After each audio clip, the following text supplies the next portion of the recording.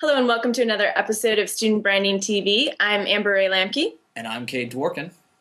And today we're going to talk about meaningful experiences. I was browsing through the Student Branding blog, just kind of trying to get some content ideas, and I came across Mike's recent post about choices. And, it's a really great post. Check it out. He talks about these choices that you make in your life and how they lead to these meaningful experiences and how, small choices can have big impact. And so I linked back to his meaningful experience post, which was back in October.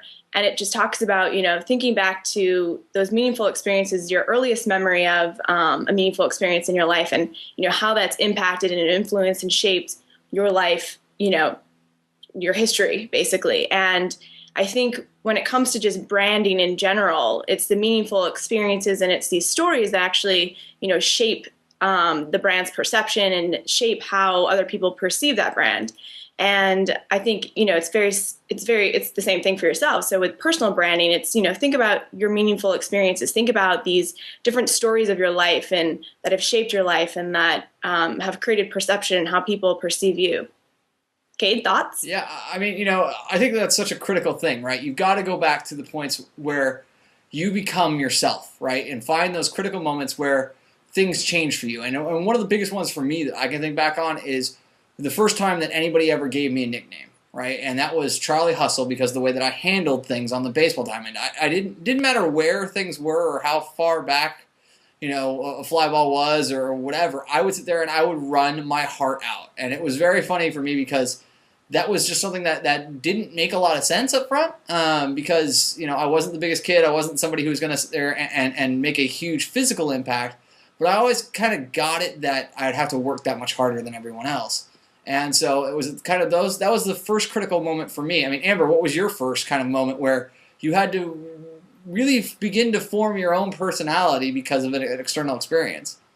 I think definitely my first experience was when my mom, I think I've told this story before, my mom sat me down, I think I was 5, and my mom's she's an entrepreneur, she owns her own business, and she sat me down and said, Amber, this is how you make money. This is how, you calculate profit. And this is how, I just want you to know how you make money.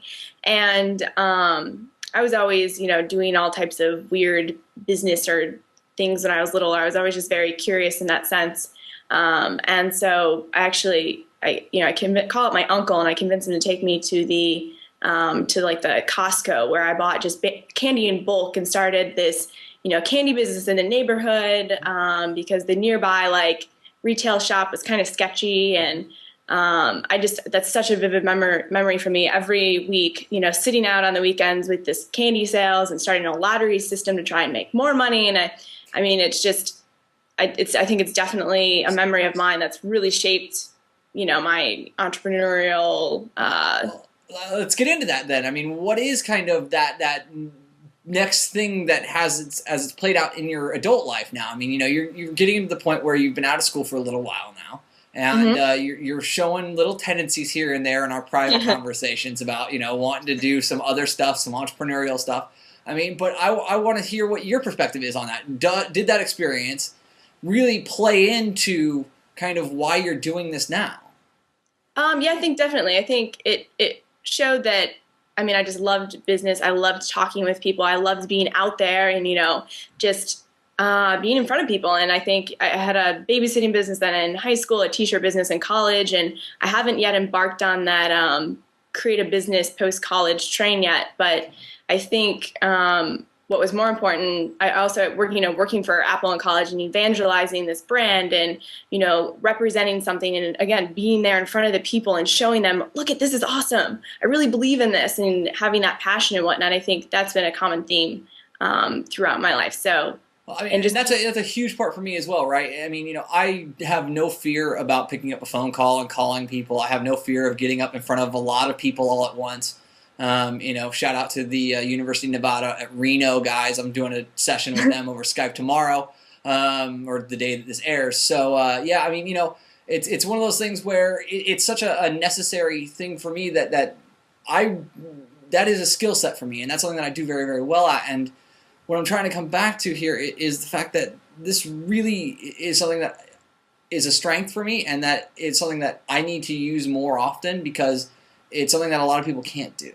right? And that Right. entrepreneurial thing is something that I think that you do very, very well. It's just you haven't found the appropriate outlet for it at this stage in your life. And that's what I think a lot of the kids are struggling with is this idea of, hey, do I go into a cubicle job? Do I go into a job that I might not like? Or do I create my own? And that's a hard decision. I mean, it's a lot of work either way.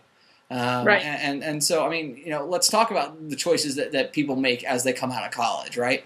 I mean, some people decide, much like myself, to go out and get a real job and then come racing back to school only a short few years later because they feel like they're lacking in something.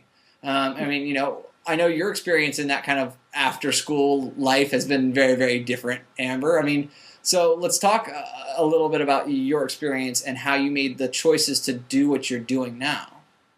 Well, I think I went post-college. I went to work for a word-of-mouth marketing company, which I think was very appropriate considering my experience with Apple in college. And it was a startup company, which is definitely a common theme in my life. I like that sort of wear many hats and just kind of get your hands dirty. And I think there's a lot more opportunity in that sort of business. So how does somebody find that for themselves, though? Like, I mean, how is that just like an introspective thing for you, or is that something where you've got to pay attention to what you're consuming or your natural behavior patterns? I think it's a combination of two things. One, looking back to the meaningful experiences in your life. Think back to your childhood. Again, Penelope Trunk wrote a great blog post about this. What do you want to do in the future? She said, look back, because you'll find common themes of these meaningful experiences. And I think there's just two questions you have to ask yourself. What do I want to get out of life, and what can I offer that no one else really can? And so, kind of, I think combining and applying those things will help someone decide, what next step they should take, what direction they should go. And then, after word of mouth marketing, I wanted to explore. I've been on a computer forever. My next door neighbor owned a computer company, so I was playing with computers. So naturally wanted to go check out or become more immersed in, technology, innovation, the world of San Francisco. So I think, and again, that's, a common theme.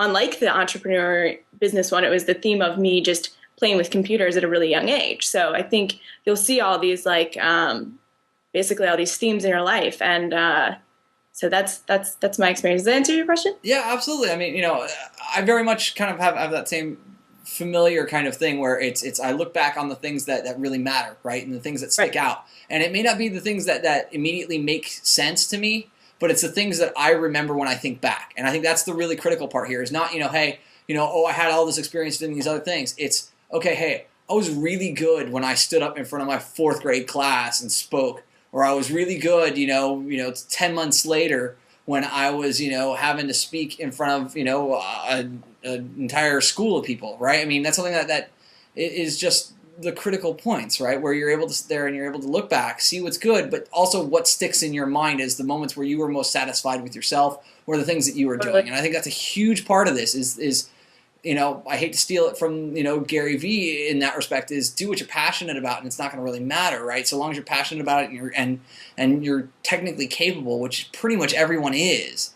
It's just a matter of hard work at that point. So, I mean, I like the idea of the choices and going back and re-examining those, especially right after the first of the year. Thanks, everyone, for checking us out this episode. We would love to know your thoughts more on what, type of content you'd love to see. So if you can send us the email, studentbrandingtv@gmail.com. You can also reach us on Twitter. I'm at Amber_Ray, R-A-E, and Kade is at Kade Dworkin. Yep. And reach out, get in touch. We'd love to talk with you about your student branding experiences. Absolutely, guys. Have a great week, and we'll see you next week. Bye. Bye.